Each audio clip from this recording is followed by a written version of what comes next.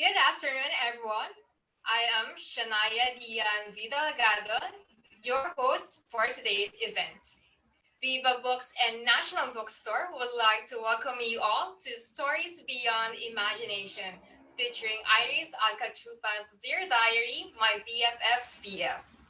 One of the many virtual events of the 2020 Philippine Readers and Writers Festival, brought to you by National Bookstore with special thanks to Raffles Makati. Join us today for insightful discussion about how the use of words and images makes storytelling exciting. Before we start, kindly see the art card on your screen. Just send queries on this number as we go along with the talk. Questions will be entertained during Q&A segment after the discussion. By the way, please don't forget to use our official hashtags when sharing this event on your social media. Hashtag GoReadWrite2020 and hashtag VivaBooks PRWF 2020. Just a reminder, all Viva books are available in any national bookstore branches near you and online at vivabooks.ph. Make sure to check out our website today. Once again, vivabooks.ph. Also, don't miss read alerts from Viva Books by following us on social media. Facebook at Viva Books Incorporated, Instagram at Viva Books _ Twitter at Viva Books. You can also visit this website to shop for books online on www.nationalbookstore.com and the official National Bookstore store on Shopee. You can also shop from National Bookstore branches via chat, to shop on Facebook Messenger and text, to order through SMS or Viber. As a special offer, you can get 10% off on local books and 20% off on imported books when you shop online from September 25 to October 4 only. So, add to cart and check out now. Limited stocks available. So, without further ado, it's my privilege to introduce our speaker for today. Known as Sassy Missy by her social media followers, the author of best-selling novels Dear Diary, My BFF's BF, and Behind the Clouds. Let's welcome Miss Iris Alcachupas. Hi, Miss Iris. Hi, hello! Good afternoon po sa lahat ng nanonood at sumusubaybay at sa lahat po ng sumusubaybay ng Philippine Readers and Writers Festival. So, today I'm going to be your speaker and I'm going to talk about Stories Beyond Imagination featuring the local bestseller, my very own Dear Diary, My BFF's BF.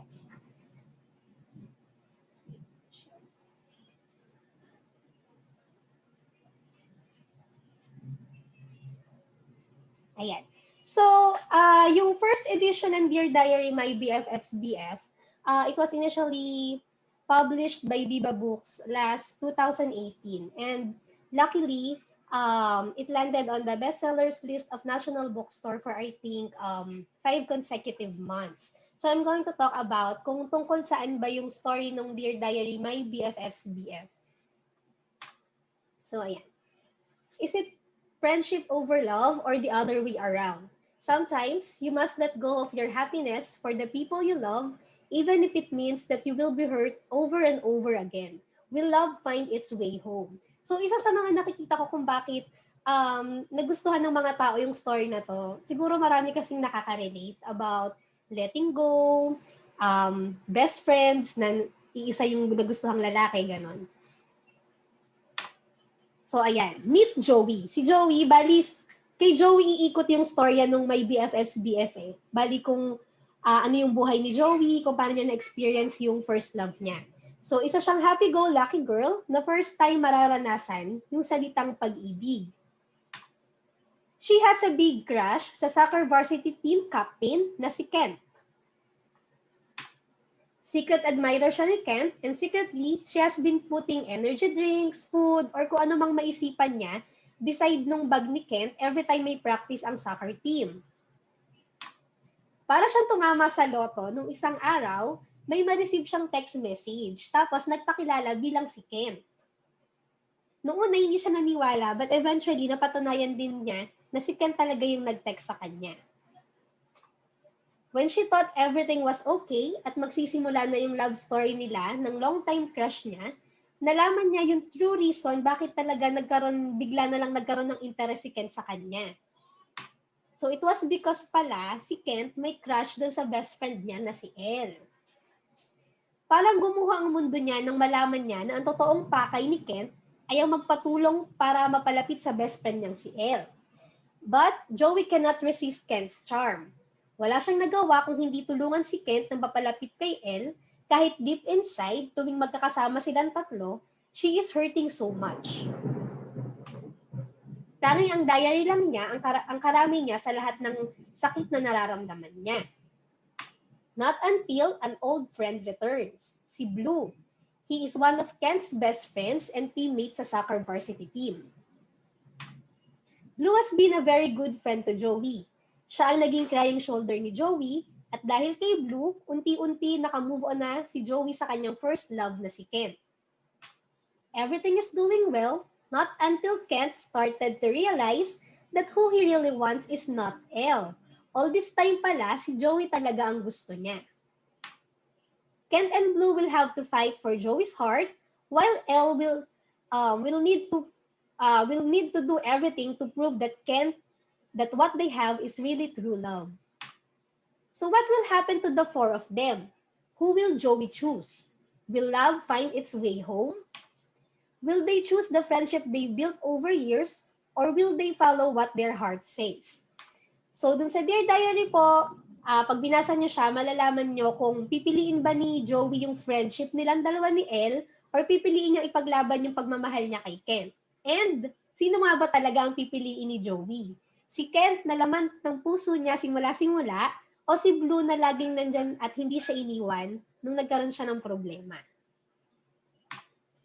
And coming soon din po, yung book 2 po ng Dear Diary My BFF's BF, which is Dear Dr. Joey.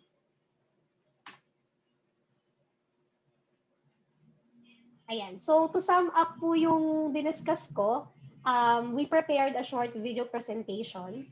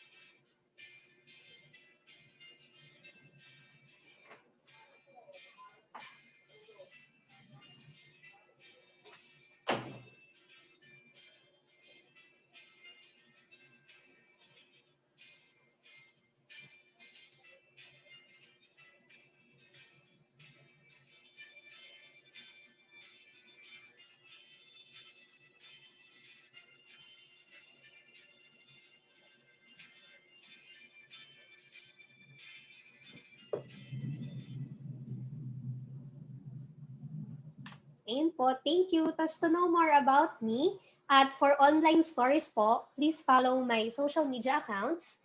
Yung FB page ko po, Sassy Missy, and then yung IG ko po, AAYAGIRL. Ayan. Thank you.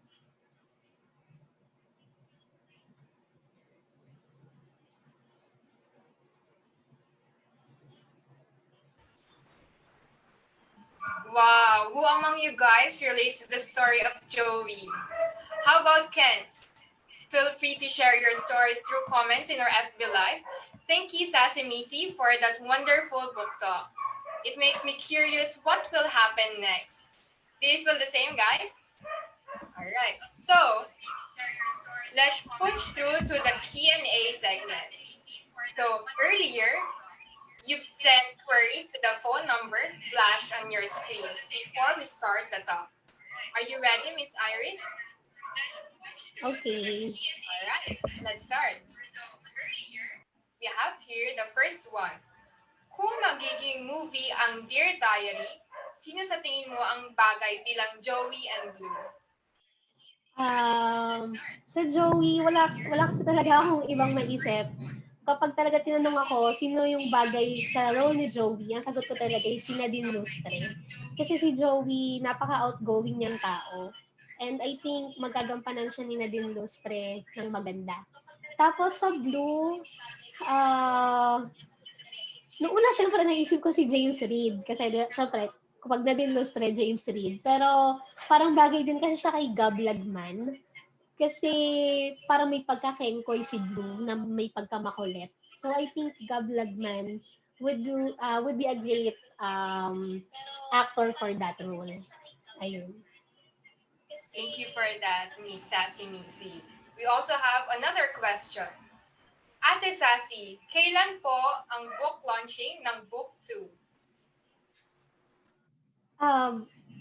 Actually, nasa Viva Books naman na siya. So, sa tingin ko naman, baka early next year. Medyo na-delay lang talaga because of the pandemic. Ayun. Right.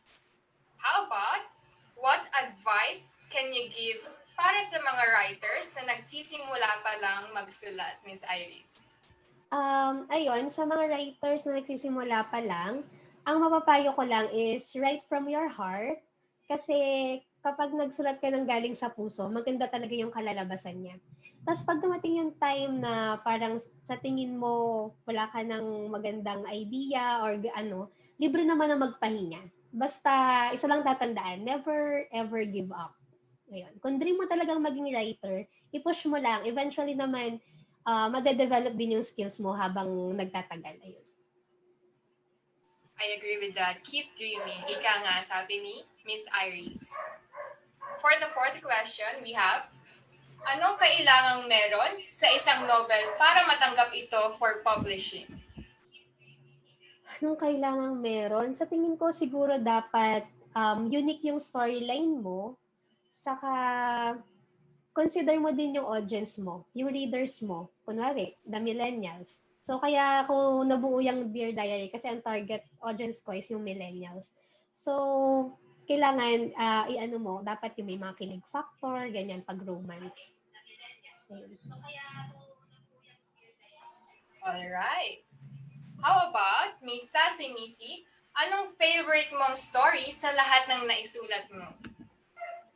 Actually, gusto ko yung story ng Behind the Clouds talaga kasi medyo heartbreaking siya saka tagos na tagos sa puso. Pero since yung Dear Diary kasi yung first ever story na nasulat ko online at first ever published book ko, syempre lagi pa rin may special na lugar sa puso ko yung Dear Diary.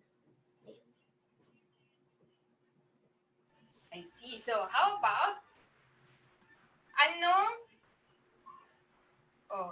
number 6, I'm sorry.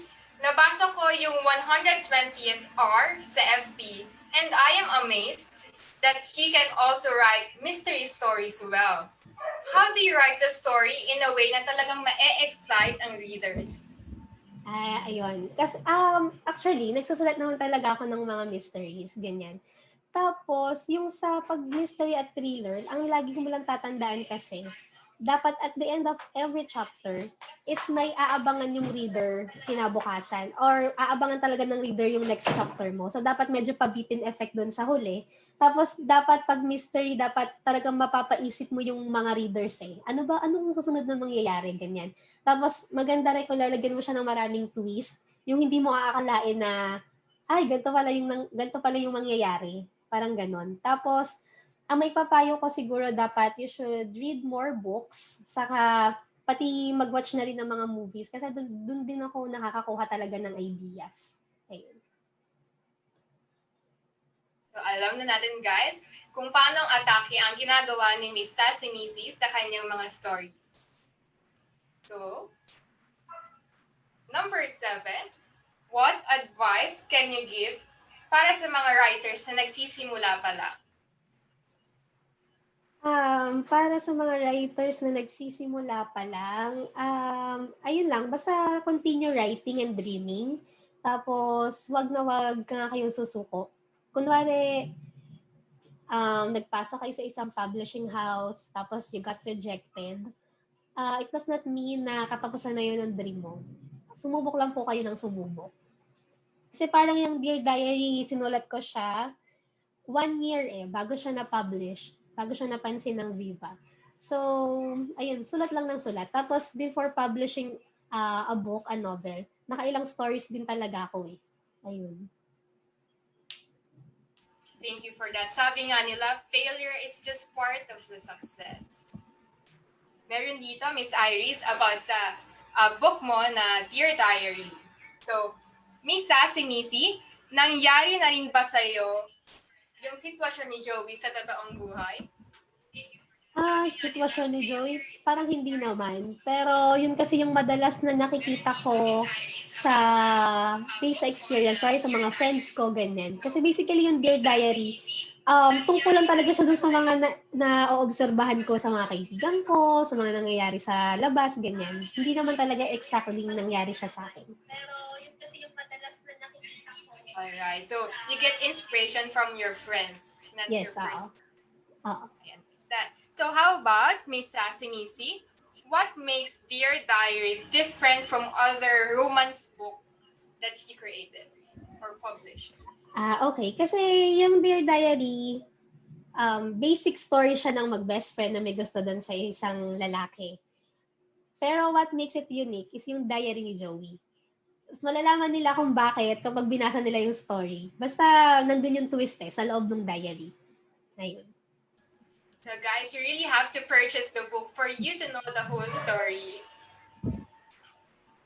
Alright, we also have here, hi ate, ilang years in the making yung Dear Diary?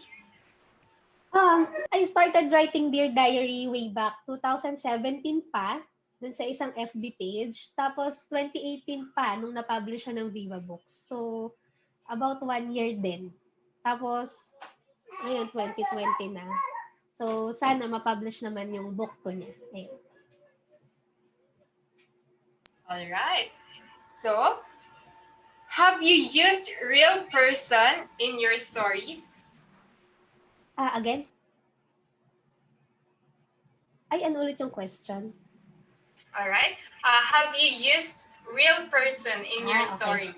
Hindi. Actually, imagination ko lang talaga si Joey, si Blue, si Elsa, saka si Ken. Ayun. Wala naman talagang real person sa kung pinagbasihan nung characters nila. What made you decide to create those characters in the story, Miss Sassy Missy? Actually, lahat sila bunga lang ng wide imagination ko eh.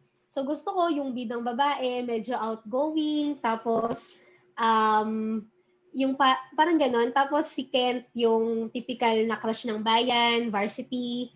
Tapos si Elle, yung typical din na mahinhin, ganyan. Tapos si Blue, siya yung kengkoy, palabiro, tapos lagi niya inaasar si Joey, ganon. Parang inano ko lang talaga siya. In-imagine ko lang kung ano yung gusto kong characters dun sa story ko. I see. So, Miss Iris, curious lang ko, kung ikaw, si Joey, being Iris Alcacupas, not Miss Sassy Missy, sino pipiliin mo? Si Kent or si Blue? Secret. Kasi pag sinabi ko, alam niyo na yung ending ng story. Hindi ko sasagutin. Kasi yung story, based siya dun sa preference ko. We understand. So guys, you really have to buy the book. So, for the last question, ano ang aabangan namin kay Sassy Missy? Ang aabangan nyo, yung book 2 ng Dear Diary, yung Dear Dr. Joey. Tapos actually, may book 3 pa siya. Tinatapos ko na siyang isulat. Tapos I'm also working with another story. Tapos, yung sa page ko, nagpo-post din ako doon ng mga online stories from time to time. So, you can check it out. Pag wala kayong magawa, libre namang magbasa. And then, goal ko, yun lang, basta ang goal ko lang naman, makapag-publish pa ng more books with Viva Books. And eventually, sana, pagpapala rin pa, maging movie adaptation yung Dear Diary, saka yung Behind the Clouds. Ayun. Thank you, Miss Aris Alcachupas, for that wonderful book talk and, of course, for answering the questions of our viewers. So, Miss Iris, where can the viewers find you in social media? Would you mind to plug your social media? Oh, follow me on my FB page, Sassy Missy. Tapos, meron din akong IG, AAYAGIRL. Ayun. All right. So thank you, Miss Sasimisi. Again, viewers, you may purchase Dear Diary, My BFF's PF, in all National Bookstore branches nationwide. It is also available online through National Bookstore at Shopee with 10% off on local books. So, hurry up and buy Dear Diaries, My BFF's PF. We are also live in Shopee, so for our viewers there, you may check out our available books below and click add to cart now. So, on behalf of National Bookstore and Miss Iris Alcachupas, we want to thank all of you for joining us today. So please shop for our books on www.nationalbookstore.com, on the official National Bookstore in Shopee as well. Again, you can get 10% off on local books and up to 20% off on imported books when you shop online from September 25 to October 4 only. So, add to cart now and check out because limited stocks are available. So, there are more virtual events coming up for the 2020 Philippine Readers and Writers Festival. You can check out the complete lineup by visiting www.readersandwritersfestival.com or following National Bookstore on Facebook at NBS Alert and Instagram at National Bookstore. Once again, I am Shunai Delgado. And don't forget to buy Dear Diary, My BFF's BF. Stay safe and God bless us all. Thank you. Ayun. Thank you po sa lahat ng nanood at sumuporta. Sana patuloy niyo po akong suportahan and please do follow my page, Sassy Missy. Ayun. Maraming salamat po. Thank you. Bye-bye.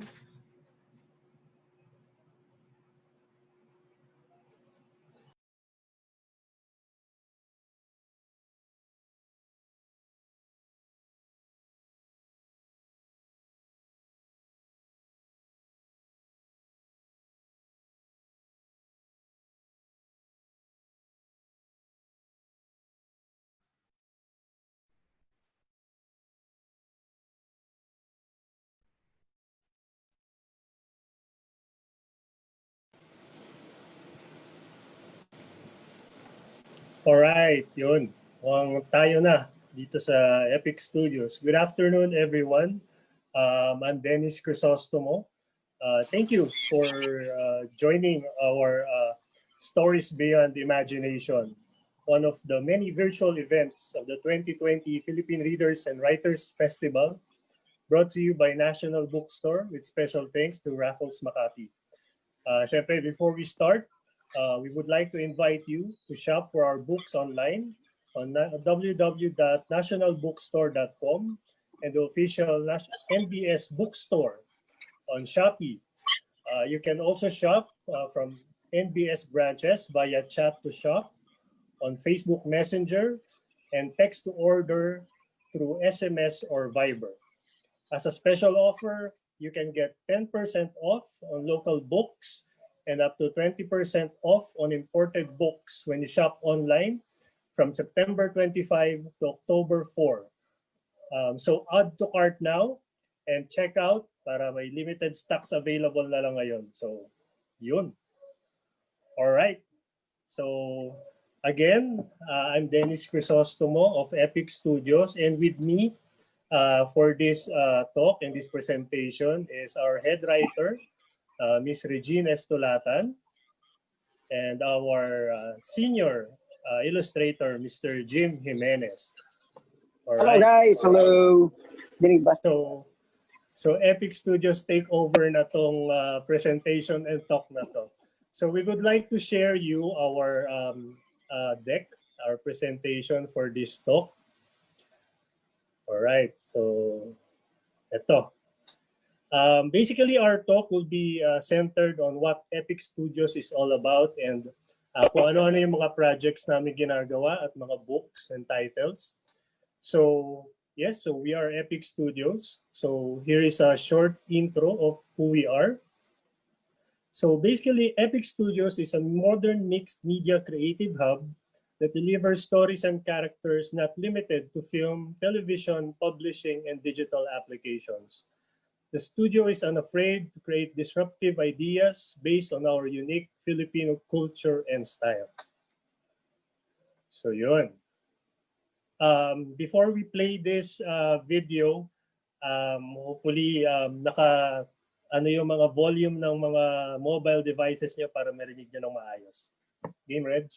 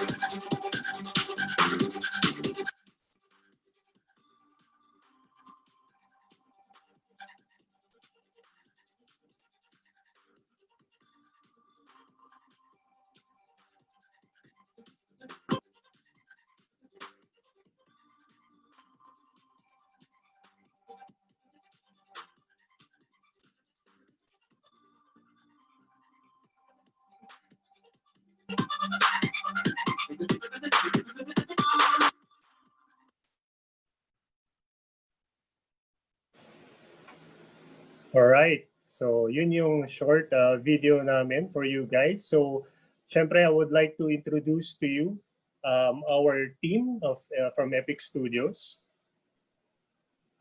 So this is the core team headed by our founder and Chief Creative Officer, Direct Paul Alexei Basinilio. Syempre, yours truly, the studio group head, Dennis Crisostomo, our head writer, Regine Estolatan, our senior artist, Sir Jim Jimenez, one of our senior artists too, si Louis Antonio, actually yan, Louis Antonio. And one of our writers, si Radson Mendoza, and our art director, si Danny Santos, and our senior artist colorist is si Mr. Randy Monses. So yan. Basically, yun yung bumubuo ng team ng EPIK Studio. So dito naman, on this slide, we would like to give you a simple, parang backtrack on how EPIK Studios started. No? So we started on 2015. No? Doon nabuo yung studio. And nung nabuo yung studio, we created our first book, which is the reimagination of Pedro Penduko.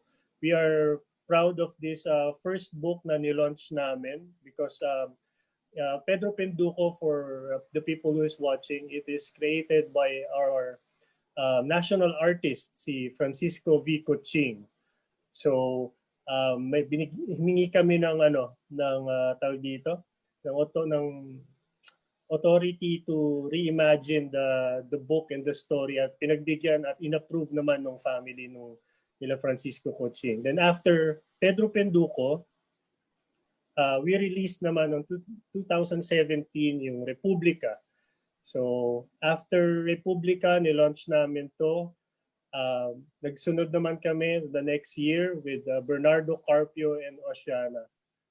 So, and ito lang, last year, we launched Maria Makiling. So if you'll see the trend kung ano yung mga nire-release namin books, it's a mixture of original content and our local mythologies. No? And for 2020, This is to be released and slated hopefully this last quarter of 2020 kahit may mga challenges tayo with this pandemic, no. We're still trying to push through and produce this which is Hagibis and Habagat titles. Right. So for our next slide, itong mga projects na ipapakita namin, this will be introduced naman sa inyo ni Jim Jimenez. So si Jim naman ang magkukwento sa inyo about our titles in depth ng konti. So Jim? Hello guys. Ayan, sana narinig niyo ako. Dinig ba, Lens? Yep, dinig naman. Okay. Yan. Okay, yan guys, yung unang-unang nilabas namin Pedro Penduko. At ito yung modernized na Pedro Penduko. And as you can see, ang name niya is Peter Harris na hindi na talaga Pedro Penduko. But actually, ang Pedro Penduko is iba't ibang iba't ibang character from one person to another. Tama ba, Dens? Ganyan ang... Yep. So, inilabas namin to way back, pero iba ang arrive, ang lakas ng arrive sa mga readers out there. Lalong-lalo na gawa to ng previous artist namin before na si Jerome, tama? Jerome Magonia, yes. Ayan. At medyo siya, painted ang dating. So we use digital comics. We use Procreate and also iPad Pro for this one.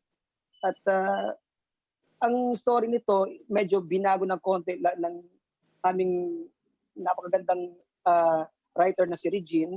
Binago namin siya para mas lalong maano na mga young readers. Kung ganyan. So, and don't forget to buy this, even though na ang Pedro Penduko sabi nila, ano naman, luma na yan, but still, if you buy this one, you will never regret it. Okay? Basta gawang EPIK, low pa na. Low pa na means panalo. Okay? Yes. Oh. So si Reg yung head writer natin dito, yes. Pedro Penduko. So Reg, if you can also chime in sa discussion natin at sa pag-present natin ng mga titles namin, feel free to do so. Yes po. So next na po, yung other titles natin. So aside from Pedro Penduko, so nakita nyo nga sa timeline namin na may iba pa kaming titles na pinroduce in the past 5 years. So ito, isa po ito, ang Republika. So this is an original story of Direk Paul Basinili. Parang ako yung napili ni Direk na magsulat din nito. And of course, art ni Sir Dennis Crisos. So ang main peg lang nito ay yung mga Philippine national heroes natin may mga super. And kaya tayo noon mga dayuhan ay dahil may power dito sa Pilipinas na gusto nilang makuha. So ayun po yung ipinagtatanggol ng grupo nila, ng Republika, para ipagtanggol yung sources na nandito sa Pilipinas. Tama. The next po, Bernardo Carpio. So ito, sinulat po ito ng isa pang writer natin before, si Alison Aviado.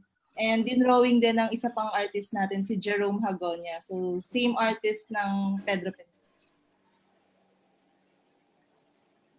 Ito, favorite din to, si Oceana. So ang nagsulat nito ay isang American writer, si Sir Charles Santino, and dinrawing ni Sir Jim Jimenez. Yan, baka pwede magkwento si Jim about a little bit about Oceana, no? Bali si Oceana, ang writer nga pala si Charles Santino ay writer rin siya ng Conan the Barbarian. Tama. Si Arnold Schwarzenegger. And also we've met short background of Charles Santino. We met him sa New York Comic Con. Yeah. So segue ko na lang. We brought these comics, epic graphic novels sa Comic Con that was 2018 yata. 18. Yeah, 18 with Dennis Crisostomo. So ang napakagandang nito is even though mga foreigners ang tumiting sa graphic novel namin, may second look sila. Wow, where did you publish this one and who are the artists? We did it with Filipinos. Really? So how come na parang sabi nila, first time namin nakita ganito kaganda. So, yung puso namin, konti nila magka-heart attack kami ni Dennis, talaga buti na lang napayanan namin. So, we are so proud kasi yung bandila ng Philippines, naiangat namin that time. Tama din. So, yan ang, and also, this Oceana nga pala. So, magandang story to because she started as sa Bajau siya Bajau. So, parang kinakawawa rin siya ng tribe kasi babae siya. So usually ang mga nag-dive in kasi mga guys. So if you want to know the story, buy a copy, okay? National Bookstore lang, mga parikoy. Alright? Yes. Thank you. Rock and roll. Alright. And then ito, just recently, Maria Makiling po. So ako po ulit ang nagsulat nito at ang nag-drawing ay si kung mapapansin niyo po, lahat ng titles namin is either sobrang Pinoy or based sa mythology. So parang yun kasi yung gusto naming gawin sa EPIK Studio. So i-push yung Filipino culture.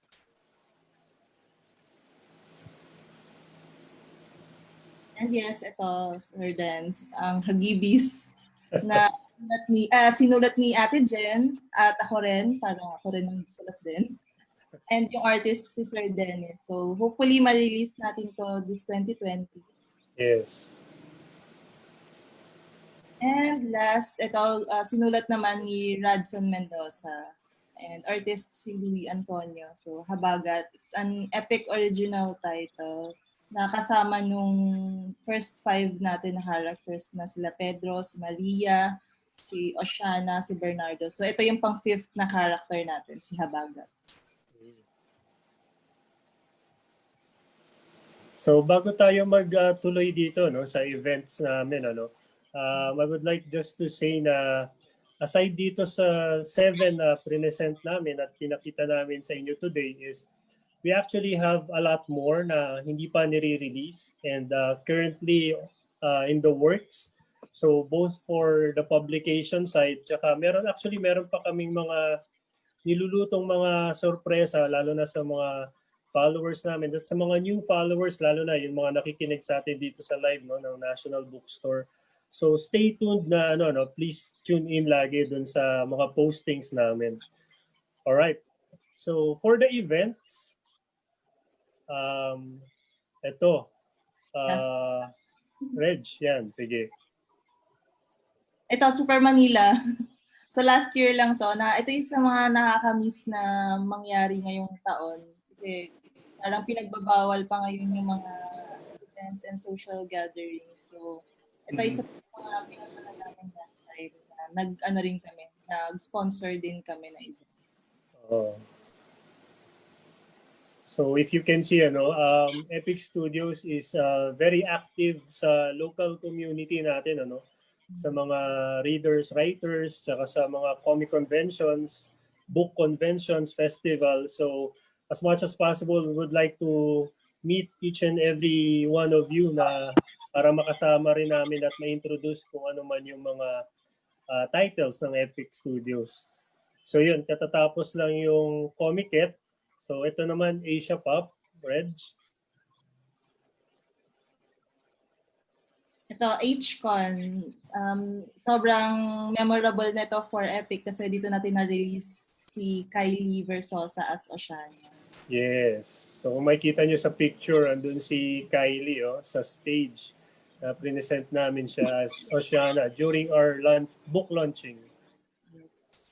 And syempre, aside from local conventions, nagpupunta rin po kami sa mga international conventions. So ito, si Sir Dennis and si Sir Jim ang nakapunta dito. Ayan, Jim, for FIT sa FIT. Yan, natutuwa rin kami kasi it's school. Tapos yung mga students, aliw na aliw sila sa comics. Kasi yung comics actually so in English, so mas madali lang intindihan. But I think we're planning may Tagalog rin, tama, Dance? So there are also yung ibang pinunta namin napadaan sa New York kasi maraming mga artista. Minsan nandun si Arnold Schwarzenegger, bigla napadaan nga si Bruce Willis. Sabi ko, hey guys, are you the artist? Yeah, of course, yeah. Hey, can I be one of the, sabi nila, oh, sure. Kaso nagka-pandemic kaya medyo mahirap na kami. Nawala yung calling card namin kay Bruce Willis, guys, pero we'll try to contact him, okay? Yes. Ayan, sa New York Comic Con naman yan. Ayan. And also, Actually, nga pala, yung Go, writer Jim. ng X-Men, si Chris Right. Claremont. Ayun. Kapitbahay namin sa lamesa yon. Tapos, nakita niya rin yung comics. So, tumayo siya mismo, lumapit sa lamesa namin. Sabi niya, you Filipinos are so good. I don't know what you eat and what you drink. Is it in the water or in the food? You know, a lot of Sabi niya. Anyway, we're small. Maybe that we're good. we're bigger in some things.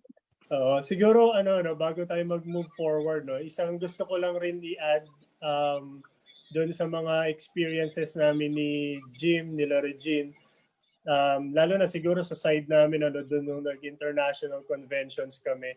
We're very lucky and very appreciated ng mga tao na nasa convention kasi like what we always say dun sa mga nakakakwentuhan namin, every time we're there to participate, yung area namin, it's parang nagiging siyang small Filipino town kung saan lahat ng mga Filipinos nagko-converge at namimit namin sila. And at the same time, na-introduce namin yung mga published books ng EPIK Studios, and which is very surprising din for our experience sa labas. Yung mga foreigners mismo, they are very intrigued and very curious about our local mythologies, our local stories, kung ano yung pwede nating ibahagi at ikwento sa kanila, and they're very surprised sa quality ng kaya nating ipakita. So doon lang sa part na yon nakakatuwa for us as creators, as writers, as creatives and artists na kaya nating mag-bridge on the international level, on international scale. So yun, hopefully sa mga nakikinig din sa atin ngayon, makasama rin namin kayo na dito, one of our mga conventions na to. Yun. Des, I want to add lang, pati yung embassy nga pala, people, pumunta mismo sa lamesa namin. Right. Vice, ano pala yung name? Nakalimutan ko na eh. Yes, yun na yun. Kay Dennis binigay yung calling card ni sa akin. Well, thank you tayo sa... Maganda ang support. Thank you tayo sa Embassy ng Pilipinas sa New York for opening their arms na pag-accept sa EPIK Studios, at nakausap natin sila. So yun, that's for our deck, for our second presentation. I believe now we're moving on to the Q&A section. So ngayon nasa akin yung mga questions. So Red, Jim, feel free to answer this. Okay, our first question. Is there a possibility na maging film ang works ng EPIK since nasa Viva po kayo? Oo naman. Oo naman. Yes, sir. Yes, kasi of course. Syempre, yun naman talaga yung yung plan natin before. So, nag-release tayo ng titles, hindi lang for graphic novel. We want to see it, parang makita siya internationally, mapanood ng mga tao talaga. So, yes. Abangan niyo yan na magkaka-movie rin tayo. Yan. Kasi kung makikita nyo rin sa ibang mga postings namin sa EPIK Studios page, may mga pahapyaw na kaming mga pinapakita before. So, antay-antay lang tayo. Darating tayo dyan. Yes, tambangan nyo lang kung sinong artista. Ayan.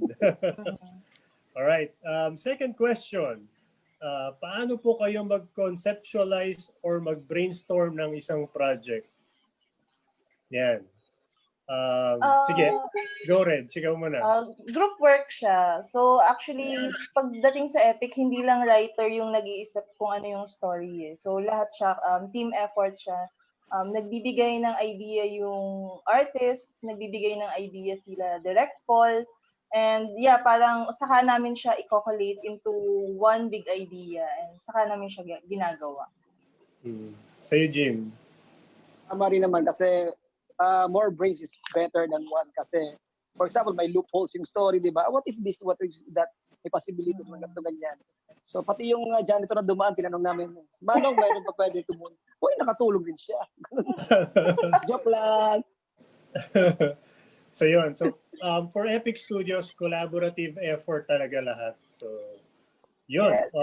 For our third question, what is the most challenging in making a graphic novel? Si Jim muna. Pinaka-challenging daw, pre. Challenging is yung never been done before. Kasi napakahirap ngayon gumawa ng story. That's why I don't want to mention some online movies, baka bawal. Pero right now, if you observe movies and stories, right, na parang deeper and much deeper na eh. So we don't know kung hanggang saan ang limit na ngayon. So parang gumagawa ka ng character, a superhero character. Okay? You start before superheroes are very simple with a cape and then yung whip na nasa labas or something like that. Pero right now, making a story or making a character is so hard kasi halos lahat nagawa na. Kaya nga tulad ng ginagawa naming Epic team, yun nga kami lahat nagtutulong-tulong for a better presentation. This is it. Okay, guys. Ikaw, Regine. Yun na po yun. Same sa sinabi ni Sir Jim. Ayun, na-cover na ni Jim. Okay, question number 4. Any teasers for your future graphic novels? Ayun, pinakita na natin kanina, sir. Yun na yung part ng teaser na yun. Tsaka, if you'd like to see more ng mga teasers namin for future projects, please follow yung Epic Studios social, yung Facebook, Instagram, Twitter. Nagre-release kami from time to time ng mga teasers doon. So, yun. Pwede nyo makita ron.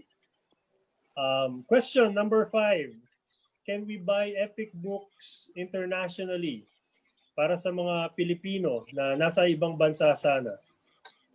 Okay, so for international, I believe you can also buy sa, I think through Shopee din, baka pwede rin, kasi I think baka nakalink din yan kay National Bookstore. Baka National Bookstore has a way to ship it internationally.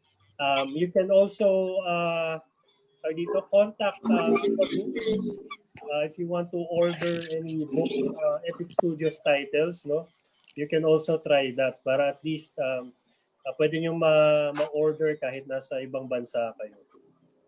Yun. Okay. Question number 6. Gaano katagal ang proseso ng paggawa ng isang graphic novel? Ayan, magandang question yan. Ikaw muna, Jim, para sa'yo, gaano katagal? Well, it depends upon the pages. Tama?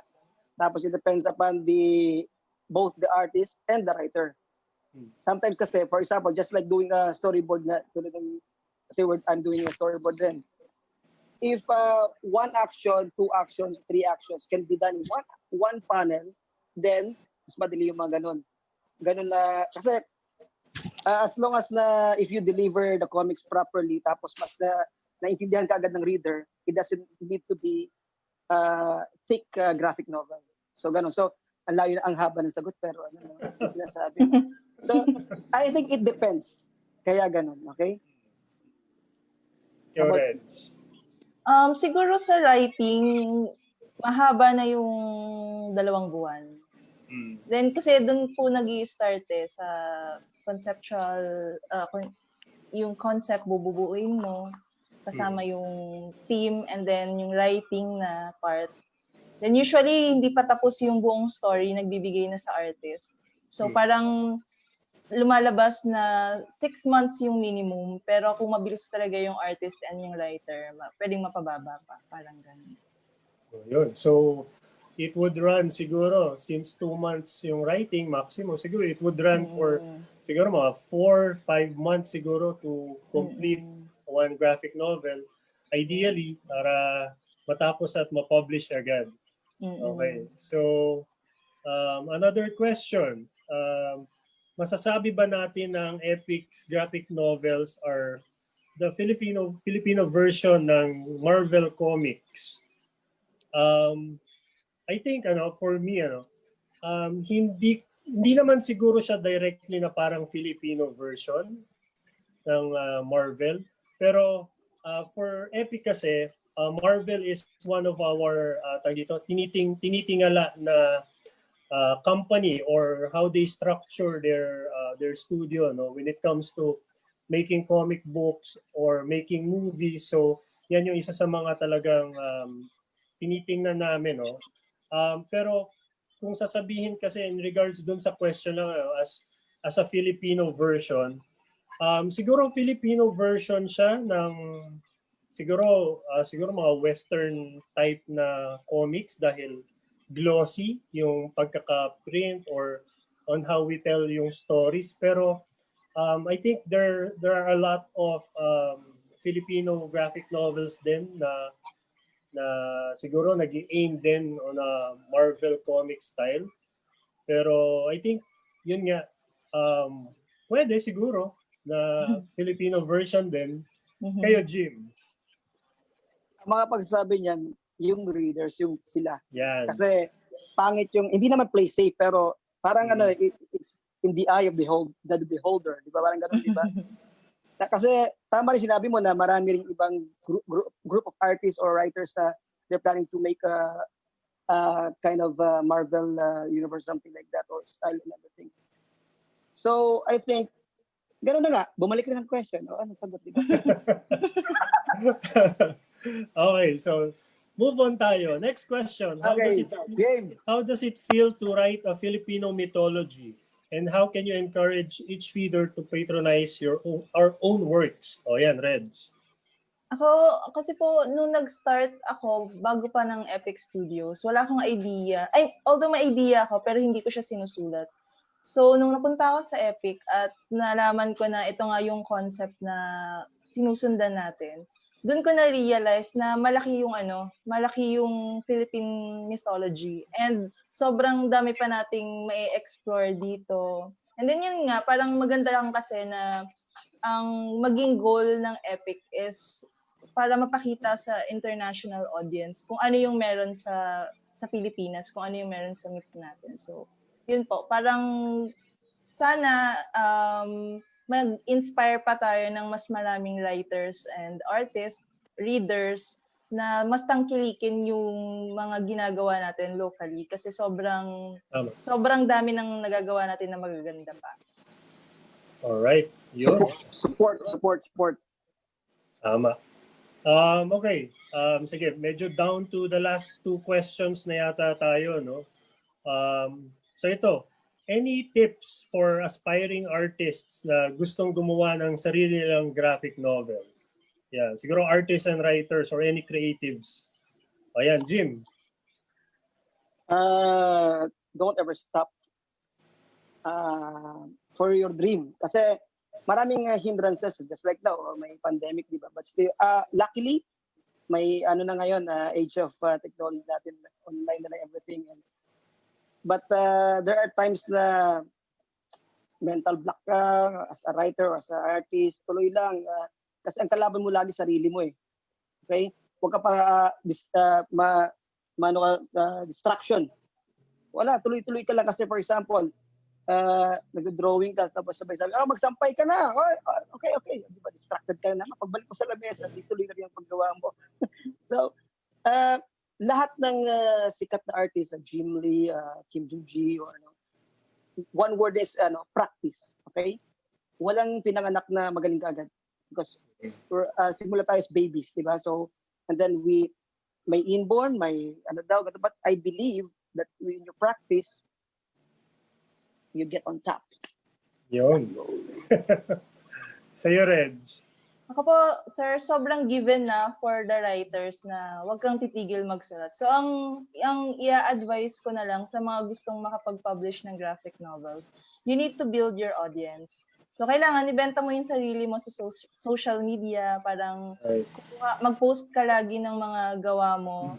And yeah, so parang pagka nakapag-build ka ng audience, darating na lang yung mga publishers and sila mismo yung lalapit sa'yo. So, dapat ganun po, matuto kang ibenta yung gawa mo at yung sarili mo. Yun, okay.